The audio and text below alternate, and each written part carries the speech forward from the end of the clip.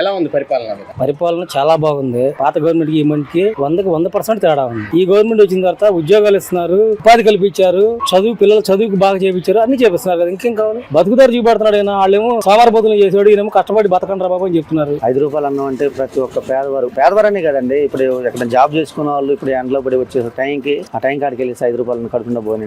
ఆ గవర్నమెంట్ కంటే ఈ గవర్నమెంట్ బెస్ట్ అసలు నెంబర్ 1. ఈ ప్రభుత్వం వచ్చిన కాడి నుంచి పేదవాడికి అన్నం దొరికేది ఇదే. ఆ ప్రభుత్వంలో ఏం లేదు. ఉసుక ఉచితంగా ఇయటం వల్ల కొద్దిగా పనులు పెరిగినాయి. అంత ముందు ఉసుకలాగే మేము ఇబ్బంది పడేవాళ్ళం. లాండ్ ఆర్డర్ చూస్తున్నారు గత గవర్నమెంట్ కి గవర్నమెంట్ కి ఎంత గంజాయి విషయంలో గానీ, శాంతి భద్రత విషయంలో గానీ, బాబు గారు ఆ విషయంలో ఎప్పుడైనా లాండ్ ఆర్డర్ విషయంలో చంద్రబాబు నాయుడు గారు నెంబర్ 1. పరిపాలన విధానం అంటే చంద్రబాబు నాయుడు గారిని చూసి నేర్చుకోవాలి ఎవరైనా సరే.